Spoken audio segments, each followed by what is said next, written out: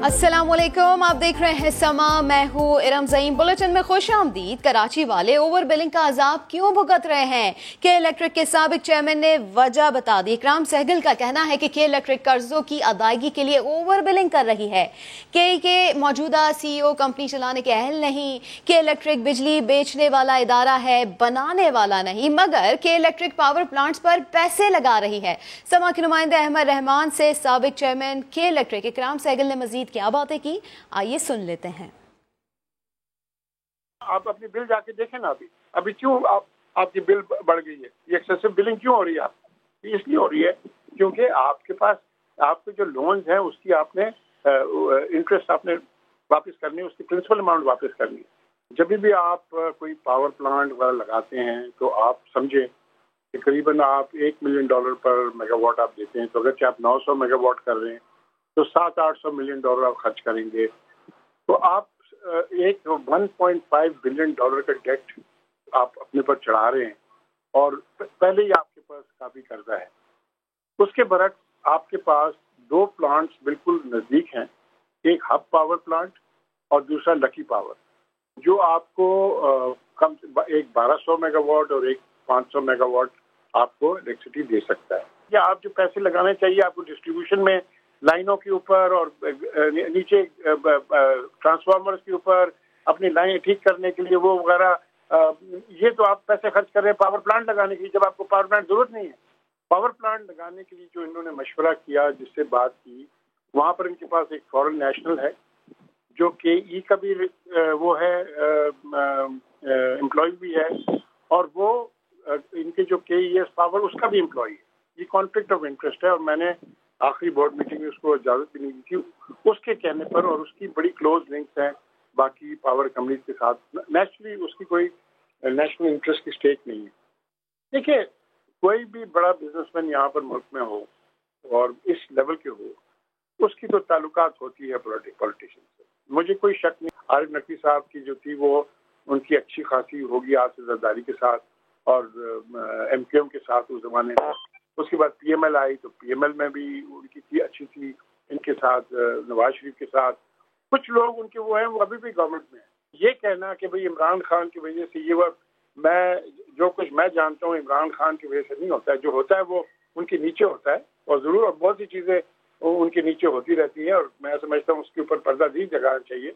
और ये national accounting bureau को भी देखना चाहिए कि भाई अगर ये बात हो रही है क्यों हो रही है। मैं कोई एक्सप्रेशन प्रेजेंट CEO के पर नहीं डाल रहा, लेकिन मैं ये जरूर कहता हूँ कि वो क्वालिफाइड नहीं है इतनी बड़ी यूटिलिटी कंपनी रन करने। और ये मैं फर्स्ट हैंड से कहता हूँ, क्योंकि जब मैं खुद उनको जाती बहुत एडमायर करता था एज अ CEO, लेकिन जब आती थी टेक्निकल बातों में उनके पास टेक्निकल नो हाउ नहीं है।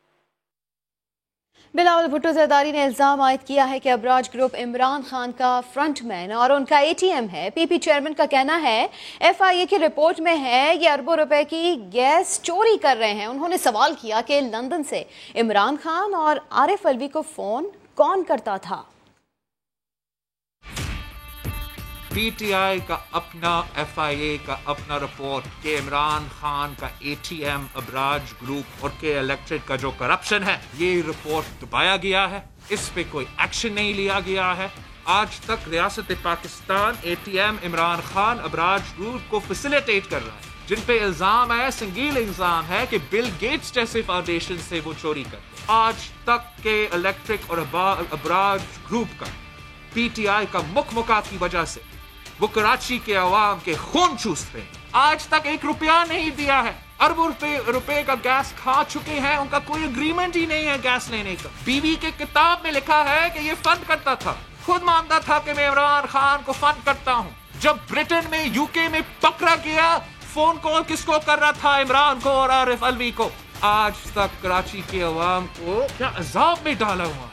घंटों का लोड है। किस चीज का बिल दे रहे हैं कराची के अवाम? ये क्या है, नाइंसाफी है कि कराची में बिजली आती नहीं और बनी गाला से बिजली जाती नहीं। ये बहुत ही बड़ा करप्शन स्कैंडल है। के इलेक्ट्रिक और अबराज की मुबैना मेगा करप्शन से मुतालिक FIA की रिपोर्ट सामने आ गई। रिपोर्ट के मुताबिक अमीन राजपूत PP दौर में KESC के चीफ ऑडिटर से सुई सदरन के MD बने। PP दौर में के इलेक्ट्रिक के फर्नेस ऑयल का खर्चा भी वजारत खजाना ने उठाया। के इलेक्ट्रिक बगैर किसी मुआहदे के 14 बरस तक SSGC से गैस हासिल करती रही। रिपोर्ट में कहा गया है कि KESC को दी जाने वाली हुकूमती माली मराद की छानबीन होनी चाहिए। रिपोर्ट में सवाल उठाया गया है कि के इलेक्ट्रिक 2018 तक सुई सदरन की 79 अरब की नादहिंदा थी। के इलेक्ट्रिक पर 79 अरब के वाजबात पर नेपरा खामोश तमाशाई क्यों बनी रही। रिपोर्ट में कहा गया है कि केई को शंघाई इलेक्ट्रिक के हवाले करने से पहले तमाम मामलात हल किए जाएं।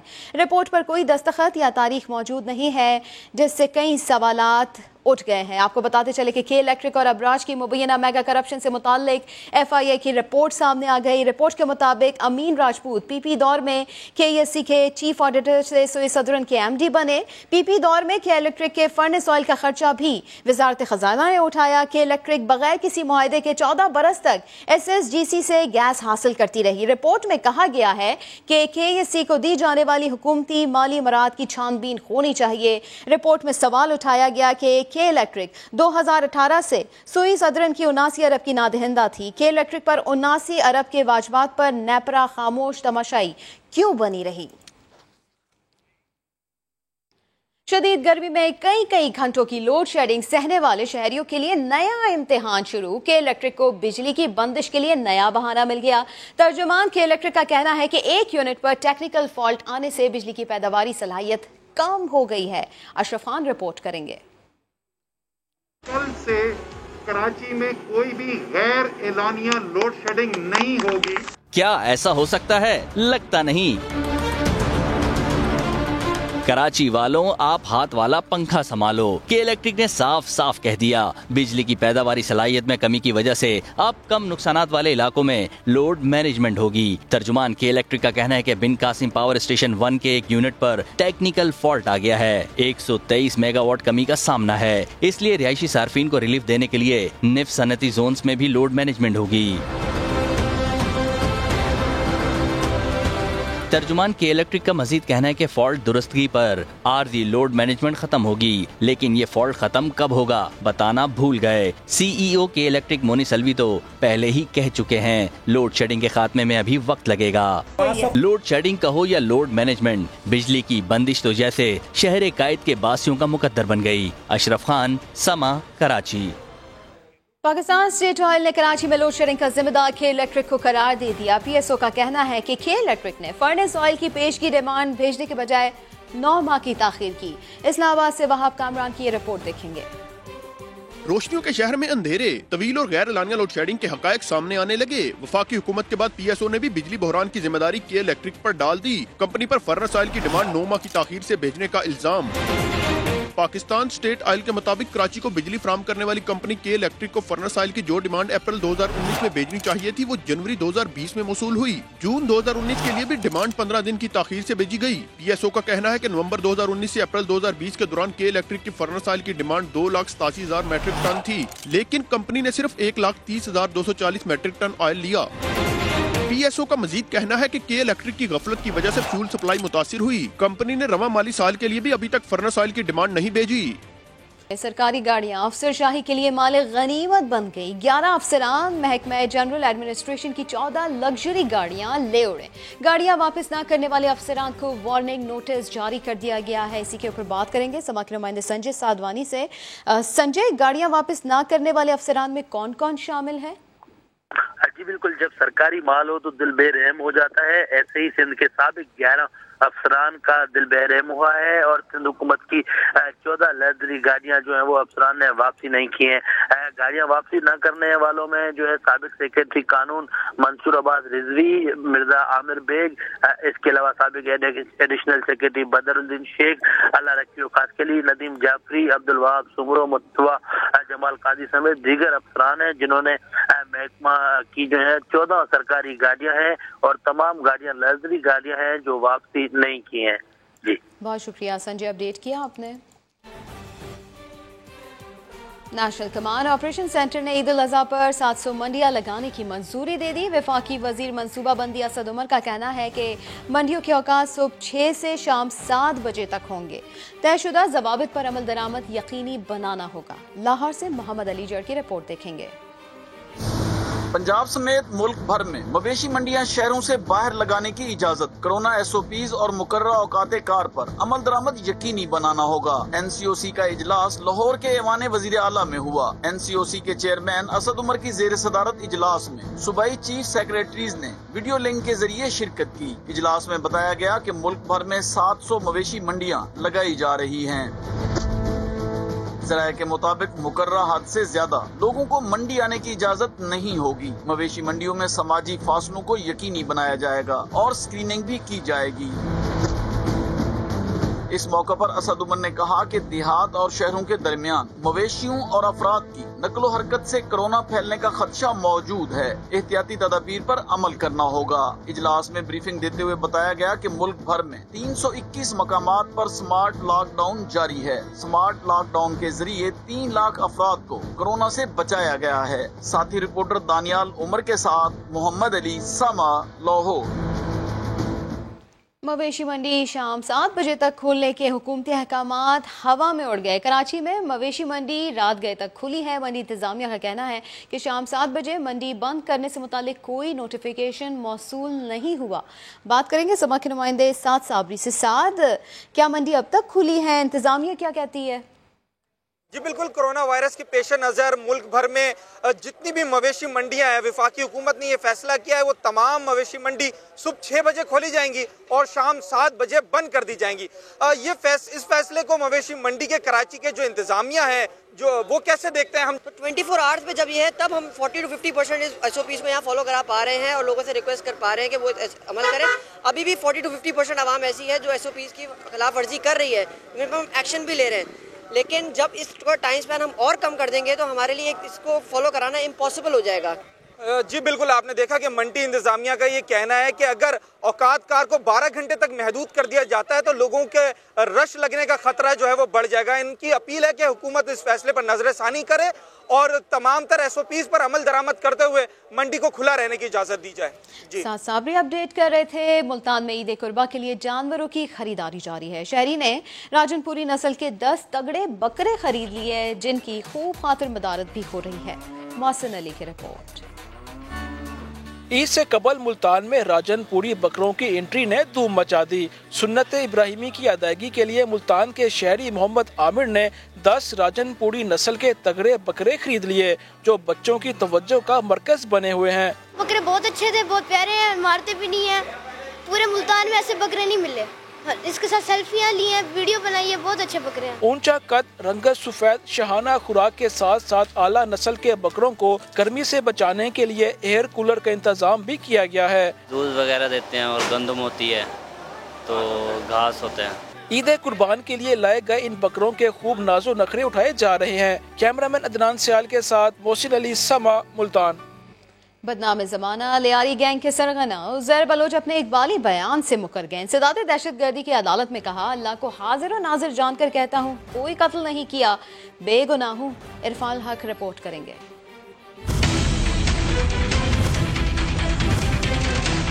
बेगुनाह हूँ, किसी को भी कत्ल नहीं किया। लियारी गैंग वॉर के सरगना उज़ैर बलोच ने मासूमियत का लिबादा ओढ़ लिया। अरशद पप्पू कत्ल केस समेत 16 मुकदमात में उज़ैर बलोच और शाहजहां बलोच समेत दीगर मुल्जिमान को इंतहाई सख्त सिक्योरिटी में अदालत लाया गया। दौरान समाअत इंसदाद दहशतगर्दी अदालत के जज ने इस्तफसार किया कि आप पर अरशद पप्पू के कत्ल का इल्जाम है, क्या आपने ये जुर्म किया है? फर्द जुर्म आयद करें। उज़ैर बलोच ने कहा, अल्लाह को हाजिर नाजिर जान कर कहता हूँ कोई कत्ल नहीं किया।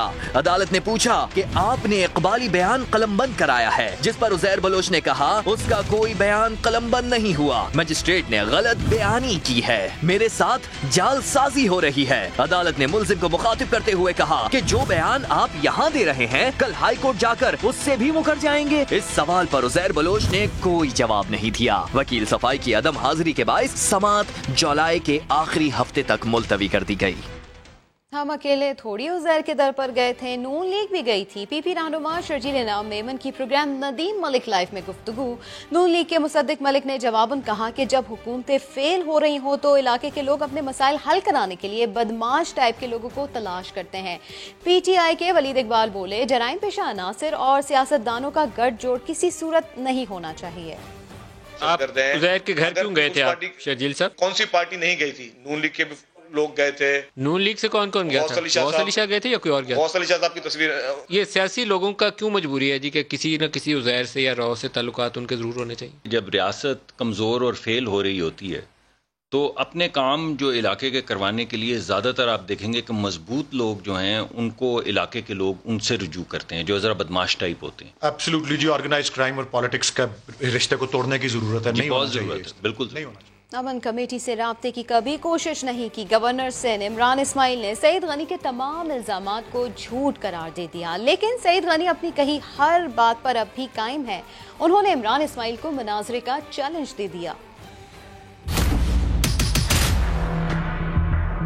NCOC की हर चीज रिकॉर्ड पर है। वजीर आला सिंध को वजीर आजम के बारे में बयान देते हुए मोहतात रहना चाहिए। इमरान इस्माइल ने मुराद अली शाह को खबरदार कर दिया। प्रोग्राम नए दिन में गुफ्तगू करते हुए सईद गनी के दावे को भी मुस्तरद कर दिया। ना कभी इसमें जब मैं पाकिस्तान तहरीक इंसाफ में था तो ना कभी किसी टेररिस्ट को सपोर्ट किया, ना किसी टेररिस्ट की सपोर्ट हमने सीख। सईद गनी ने भी तुर्की व तुर्की जवाब दिया। समा से गुफ्तगू में कहा, हबीब जान बलोच ने मेरी बात की तायीद की है। उन्होंने गवर्नर सिंध को भी मुनाजरे का चैलेंज दे दिया। अगर मैं झूठा हूँ ना, गवर्नर साहब मुनासिब समझे, मेरे साथ लाइव बैठने की मैं और चीजें बताऊंगा। मैं ये बताऊंगा कि किस MNA के घर पे ये उनके मीटिंगें करते थे। सईद गनी का कहना है, तहरीक इंसाफ गड़े मुर्दे उखाड़ कर मुल्क को दरपेश बहरान और मसाइल से तवज्जो हटाना चाहती है। वफाकी वजीर बहरी उमूर अली जैदी के पीपल्स पार्टी और अब्दुल कादिर पटेल के खिलाफ इल्जामात। जियाले रुकन कौमी असम्बली ऐवान में फट पड़े। कहा, एक ऐसा केस जो अदालत में चल रहा है उसके बुलंदे असम्बली के फ्लोर पर पड़े गए। अब्दुल कादिर पटेल बोले, इल्जामात का जवाब देना और हुकूमती नाअहलियों का पर्दा चाक करना हमारा भी हक है। इसी हाउस में मेरी गैर मौजूदगी में गैर मुसद्दिका, गैर तस्दीक शुदा इल्जामात से मेरी जात पर एक सब जुडिश मैटर के पूरे कागज के पलंदे पढ़ने की इजाजत दी गई।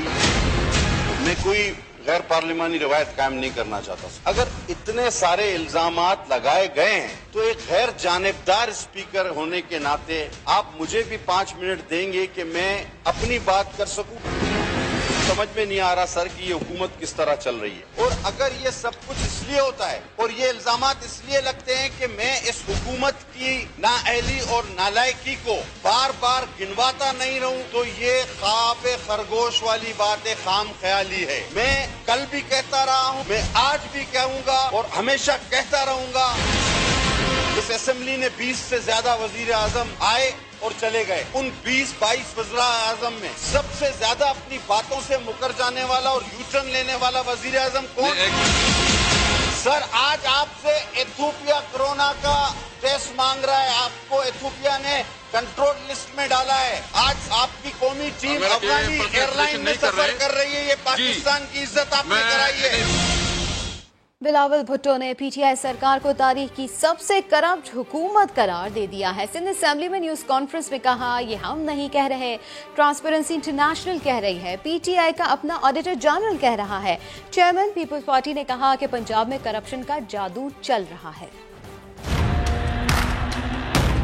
अब ट्रांसपेरेंसी इंटरनेशनल क्या कह रहा है कि PTI की हुकूमत में सबसे ज्यादा करप्शन हुआ। इमरान खान की हुकूमत तारीख में पाकिस्तान का सबसे करप्ट तरीन हुकूमत रहा है। PTI का ऑडिटर जनरल का रिपोर्ट कहता है कि 270 बिलियन रुपीस का इर्रेगुलरिटीज हुआ है।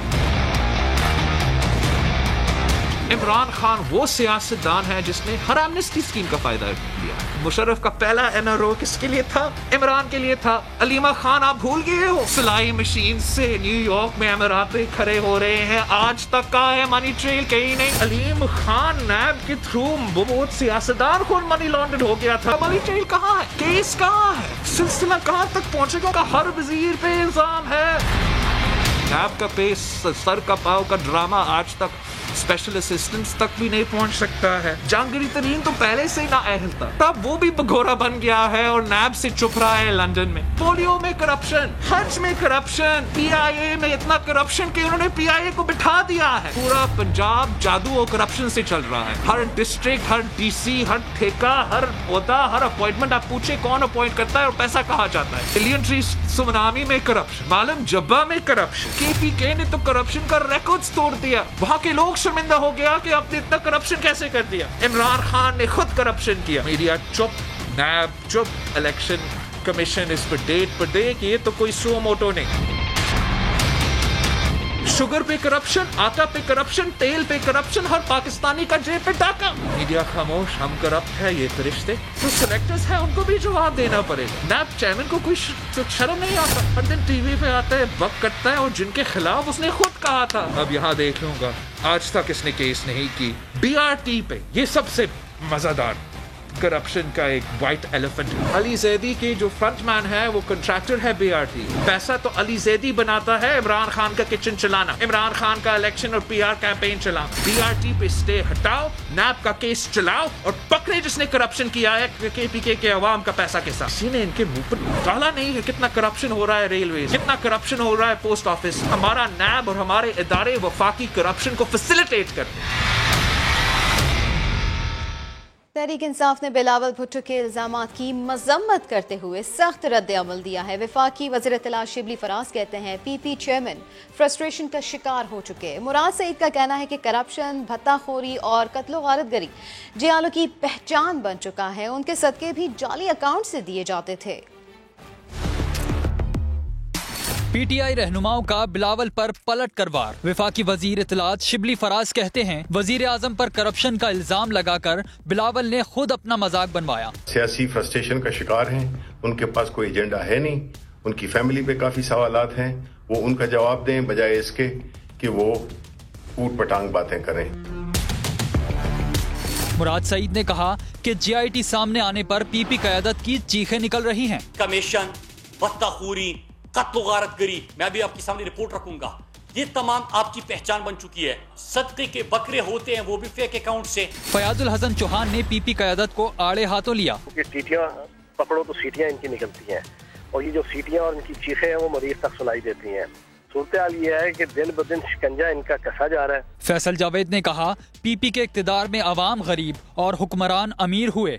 इन्होंने दिया क्या कराची को, इन्होंने दिया क्या सिंध को, इन्होंने अवाम को लूटा है और अपनी प्रॉपर्टीज बनाई है, ये इनका तर्ज हुकूमत रहा है। फैसल जावेद ने वाज़ेह कर दिया कि सिंध PP की जागीर नहीं, सूबे के अवाम की खिदमत करते रहेंगे।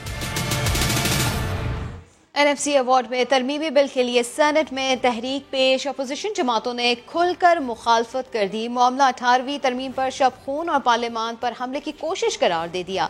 बहस के बाद NFC अवार्ड से मुतालिक आईनी तरमीमी बिल पेश करने की तहरीक मुस्तरद कर दी गई। ईवान बाला का इजलास, 18वीं तरमीम और NFC अवार्ड पर गर्मा गर्म बहस। बैरिस्टर मोहम्मद अली सैफ ने कौमी मालियाती कमीशन में तरमीमी बिल की तहरीक पेश की। कहा वफाक के अखराजात बढ़ने से सूबों के बजट में कटौती होती है, ये ज्यादती है। हुकूमती बेंचों से तहरीक सामने आने पर अपोजिशन अरकान भड़क उठे। पीपल्स पार्टी ने मामले को 18वीं तरमीम पर शब खून मारने की कोशिश करार दे दिया। ट्रेजरी बेंचेस से ये अब शब खून मारा जा रहा है, जाहिर है हम अपोज करेंगे। तमाम तक टैक्स कलेक्शन जो है वो सूबों को दे दी जाए। हुकूमती रुकन वलीद इकबाल ने सदारती निजाम की बात की तो लीगी सेनेटर ने हुकूमत के साथ साबिक आमरों को भी खूब लताड़ा। किसी को जुर्रत नहीं है कि यहाँ पे सदारती निजाम को लेके आए या NFC को तब्दील करने की कोशिश करे या 18वीं तरमीम को खत्म करने की कोशिश करे। 2 घंटे से जायद बहस के बाद NFC अवार्ड से मुतालिक आईनी तरमीमी बिल पेश करने की तहरीक मुस्तरद कर दी गई। तहरीक की हक में 17 जबकि मुखालफत में 25 वोट आए। मुस्लिम लीग नून की रुकन कौमी असम्बली आयशा गौस पाशा ने अफगान ट्रांजिट ट्रेड के लिए वाघा बॉर्डर खोलने के फैसले पर सवालात उठा दिए। कहती हैं बताया जाए किन शराइत पर इजाज़त दी गई। कश्मीरी यौम शहदा मना रहे हैं, इस रोज़ भारत को मराद देने पर गलत पैगाम जाएगा। उनका मजीद क्या कहना था, आइए सुन लेते हैं। क्या उन्होंने अपना बॉर्डर हमारी ट्रांजिट ट्रेड के लिए टू बांग्लादेश खोल दिया है और बाकी ममालिक के लिए? ये बात भी बहुत इंपॉर्टेंट है कि ये ट्रांजिट ट्रेड स्मगलिंग के लिए और टेररिज्म के लिए भी बहुत खतरनाक है। ये भी ऐवान को बताया जाए कि क्या वो इक़दामात उठाए गए हैं या गवर्नमेंट ने क्या वो अरेंजमेंट्स किए हैं जो इंश्योर करेगा कि स्मगलिंग इस ट्रांजिट के थ्रू ना हो। कि हमने उस दिन जाके इंडिया को इतना बड़ा मराद दे दी जिस दिन हमारे कश्मीरी भाई अपने वो 22 शहीद को शोहदा के लिए आज अफसोस कर रहे हैं जिनको इंडिया ने मार डाला। बिलावल भुट्टो जरदारी ने कोरोना से मुताल्लिक मुतासरीन को सहूलियात देने में सिंध को नंबर 1 करार दे दिया। तहरीक इंसाफ की हुकूमत को चैलेंज दिया कि टेस्टिंग रेट सिंध के बराबर करके दिखाए। ये भी इल्ज़ाम लगाया कि PTI की हुकूमत जानबूझकर कोरोना के टेस्ट कम कर रही है। अगर टेस्ट कम करेंगे तो ग्राफ तो नीचे जाएगा। अवाम की जिंदगियों को खतरे में डाला जा रहा है।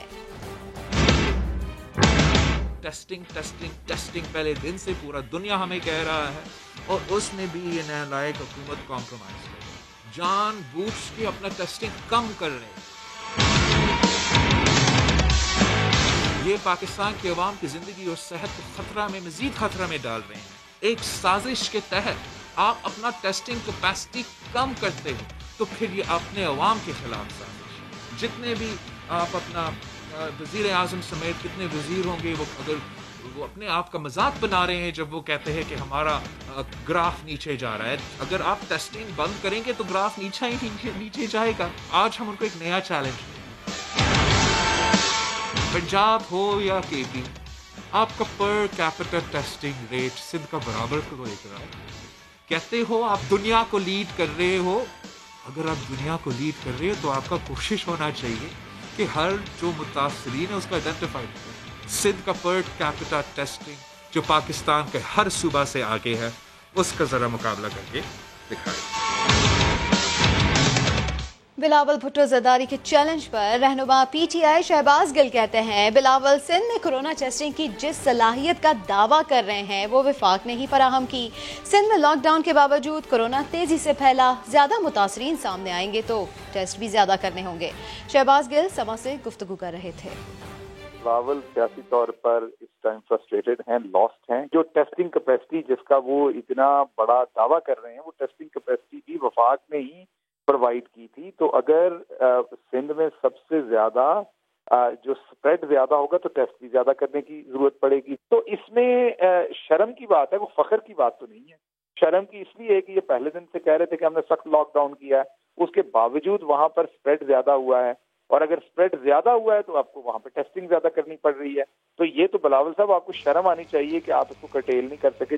और यहाँ आपको बताएं कि कोरोना केसेस की तादाद कम होने लगी। कराची में सिर्फ 312 केसेस रिपोर्ट हुए हैं। इस वक्त कोरोना से सेहतयाब होने वालों का तनासुब 60% है। सिंध भर में कोरोना वायरस से सेहतयाब होने वाले मरीजों की तादाद 63,829 हो गई, जबकि आइसोलेशन सेंटर्स में भी सिर्फ 398 मरीज रह गए हैं।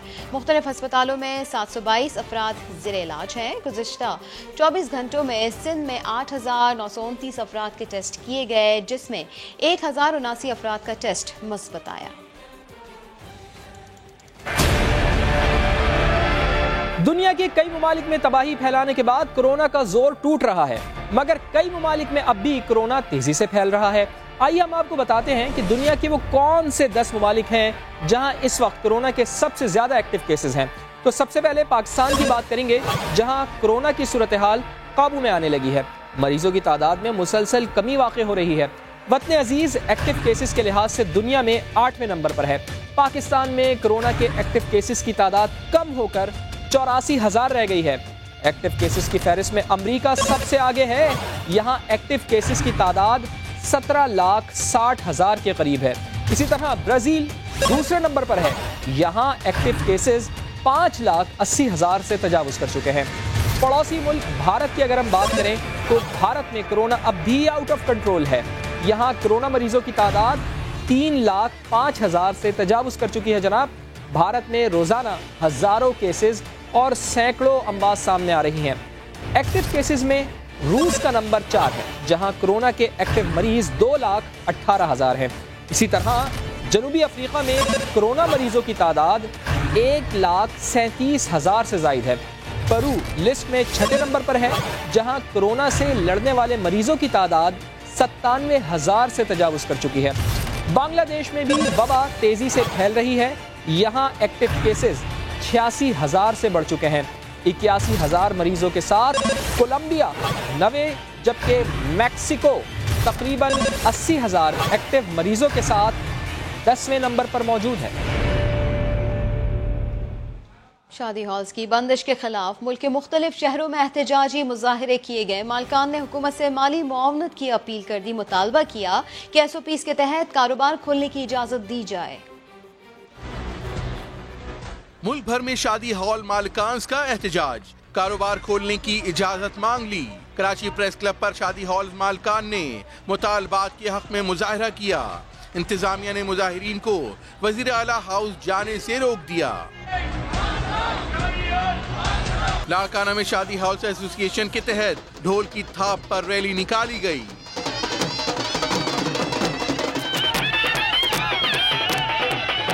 पेशावर में भी शादी हॉल्स मालकान सड़कों पर आ गए और हुकूमत से माली मुआवनत की अपील कर दी।